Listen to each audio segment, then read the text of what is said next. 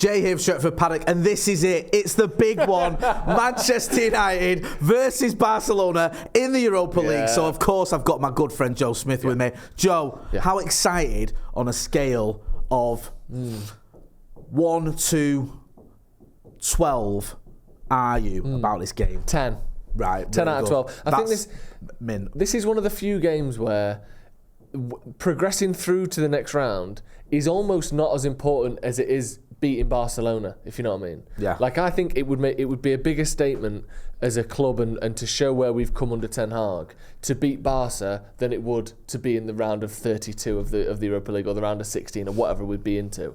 Yeah. Do you know what I mean? I think part of me thinks, well, it's only the Europa League. I wouldn't be that good if we didn't win the Europa League generally, but I think I would love to beat Barcelona. And also, I don't want to be going into the League Cup final having just had a devastating loss 3 days earlier, because then you're setting yourself up for a cagey, nervy, sort of weakened mentally game against Newcastle. You want to be flying as you go into that game. Newcastle have got this whole thing with the keepers going on.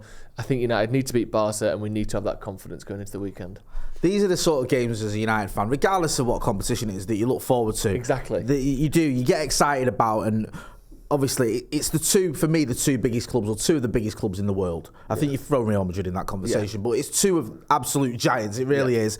And I was at the game in the Nou Camp.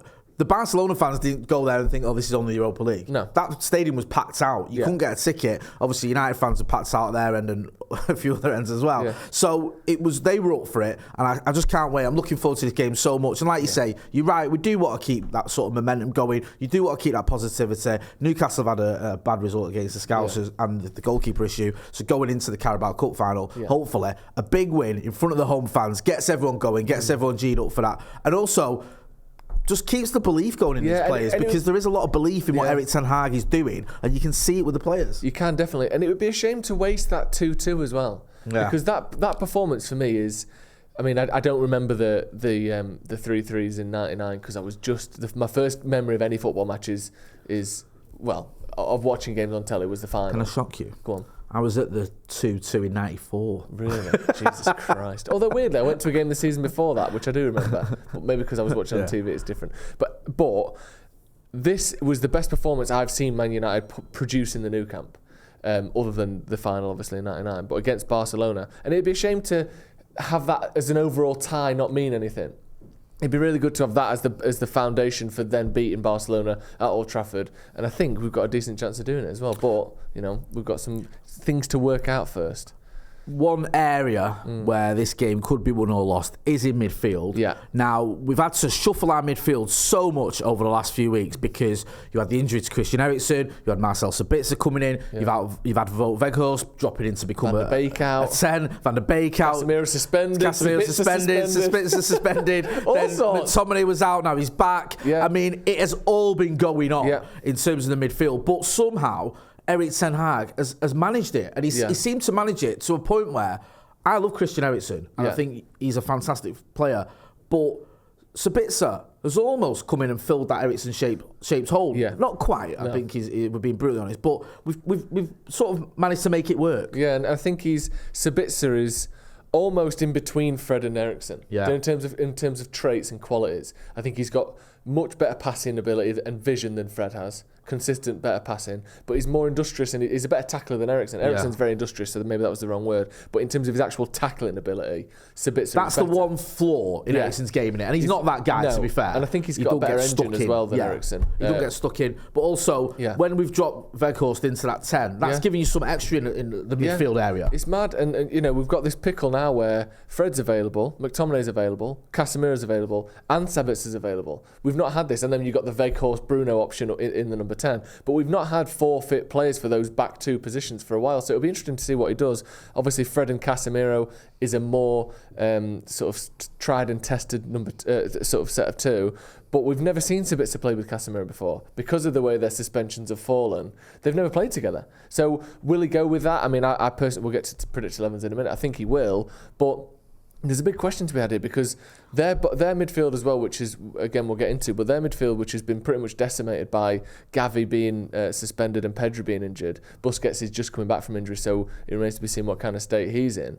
it's a massive sort of battle that's going to take place there, and you need United to sort of cement that that kind of advantage that we've got, where we've actually got players fit for once. It's just going to be interesting to see where he goes with it, because that's where the game's going to be won, I think. But is it Sabitzer, Casemiro, Fred, Casemiro, or does he do something different entirely? Because it's quite interesting, because coming out of that Barca game, you felt all the advantages were pointing towards us now. Yeah. We've gone away and got the point, or got the draw. Yeah. We've not accumulated any injuries during that game. They've lost 2 players, one through injury, one through suspension. We've got players coming back, because Sabitzer was obviously coming back from suspension.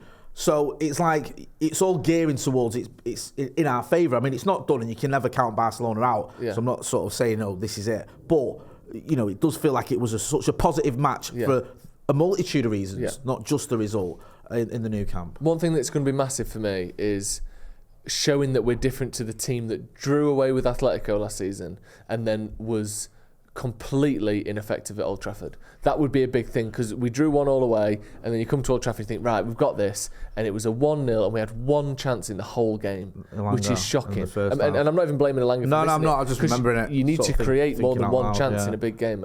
We need to see more this in this tie than we did last year. As again, another sign that things are moving in the right direction. It does feel, though, and I'm not just saying this because I was in that game for the Madrid game over in Madrid, and the feeling coming out of that game was a bit more like we got away with it, because we weren't great.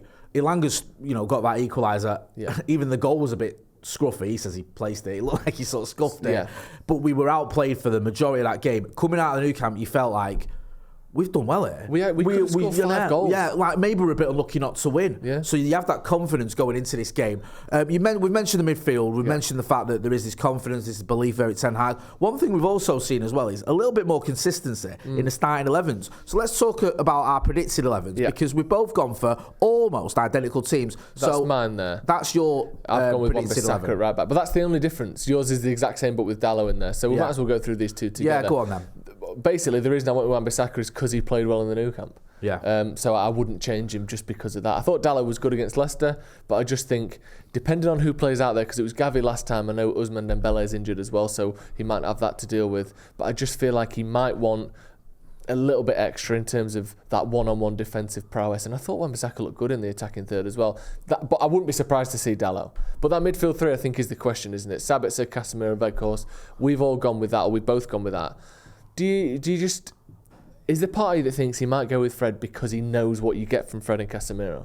Because these two have never played together. I think that sometimes is a little bit overrated. That I get what you're on about, but I just feel like these two played together for club and for country. They know each other. But for me, and I like Fred, I do. I just think Sabitzer, and I'm not just going off what he's done for United, he's a better midfielder. And I think the fact that he didn't get into Bayern Munich's team all the time is irrelevant. Fred won't get into Bayern Munich's team. No. And look at who's in front of him. I don't think Fred would have got 20 appearances for Bayern Munich this season. No. How Sabitzer has. And Sabitzer, for me, he's just got a little bit more quality than Fred's got. And I thought Fred had a decent game in the new camp. And I thought his energy was important. But I feel like Casemiro and Sabitzer together would work really well. Weghorst dropping into the 10, sort of being an attacking midfielder almost, works. I think we've seen that can work. And Bruno on the right can work as well. So it just makes sense. But I wouldn't be disappointed if I see Fred start. No. Because I thought he was non-stop. He's always going to give you that energy.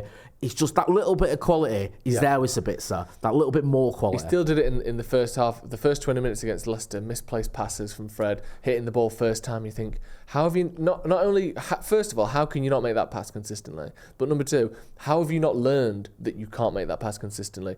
I feel like Fred, I'm waiting to see him adjust his game around his weaknesses. But he doesn't. He still plays as though he's got a 40-yard pass in him, a first-time pass in him. He still thinks he can receive the ball from the goalkeeper and turn into play, and he can't. He's not very good at those things. So that's the one thing I think with Fred is, when things are going his way, he looks amazing because he's got some really world-class traits.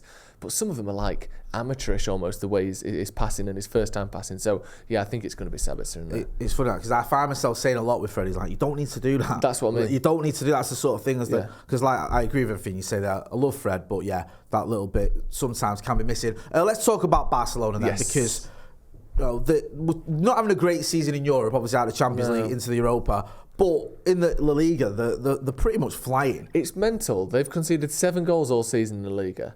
and they've conceded 14 goals in 7 European games. Yeah, it's weird. And it's not like they're playing weakened teams in Europe. No. They're not playing like he's resting everyone for Europe. No. They wanted to win the Champions League. They want to get past us in the Europa. So he's still picking a strong team, but the goals have been scored against them, which is something that hasn't been happening as much in the league. It's barely happening at all. Yeah, 18 games unbeaten since that 3-0 defeat to Bayern.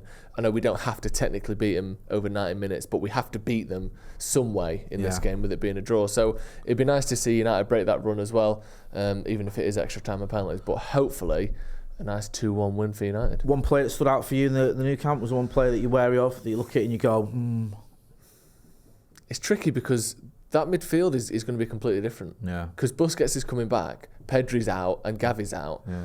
Obviously, Lewandowski I thought looked dangerous, but the one that for me was their best player was Rafinha. Yeah. I was surprised he got brought off because he obviously set up the first goal, scored the second goal, and it was a bit lucky the second goal, but it was a dangerous cross in a really good area. Obviously, he used to play for Leeds, so he might have that extra mental fuck you about him that maybe some of the other players wouldn't have. But he was their most dangerous player, I thought, and it'll be I'm sure he'll be starting. He's the one to watch out for me. But Busquets coming back in is always interesting, and Sergio Roberto's probably going to play there as well. But yeah, Rafinha was the one I thought he was their best player. Just quickly, what do you make of De Jong? He didn't do a lot, did he? No. I thought he was all right. He's neat and tidy. Yeah.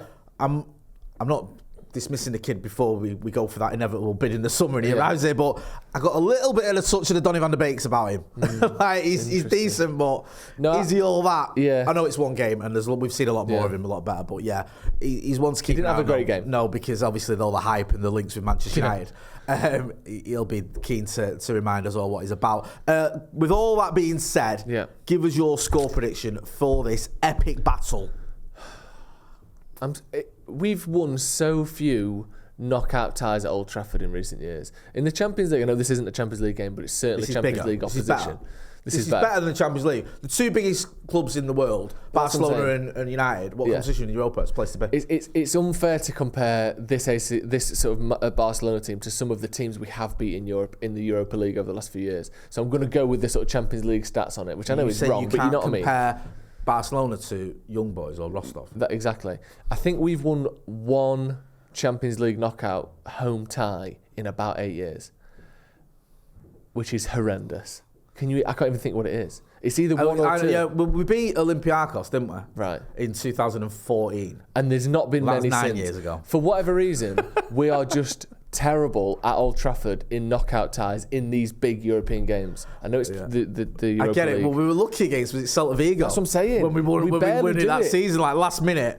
The kid who used to be at City, his name I always forget, is Guendé, what's his name? Yeah, John Guidetti. Thank you. Who could have ended the tie and knocked us out in the last kick of the game. So yeah, I understand where you're coming from. So I'm going to say, I think it'll be 1-1 and United will win on penalties, which I hate, but I think it's going to be really tight. What do you think?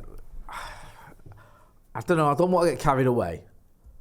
But I think we'll do him. Go on. I do. I think Old Trafford, it's going to be packed out. Everyone's up for it. Mm-hmm. I feel we'll go into this team feeling more confident because of what's happened at the new camp and the players they've lost as well. So I'm going to go 3-1 United. Oh my God, I absolutely love that. I can't wait, honestly. I'm so giddy for this one. Seriously, it's the sort of games you look forward to as a Manchester United fan. We'll have you covered, of course. So make sure you are subscribing to the channel. We'll have the watch along. We'll have the build up, we'll have the post-match stuff as well. So what I need you to do is make sure you get your phones out, give us a little bit of a score prediction. Just film yourself in landscape like that, score prediction, 30 seconds, just let us know who you think's going to score or what the score's going to be, and send it into paddockmatchday@gmail.com.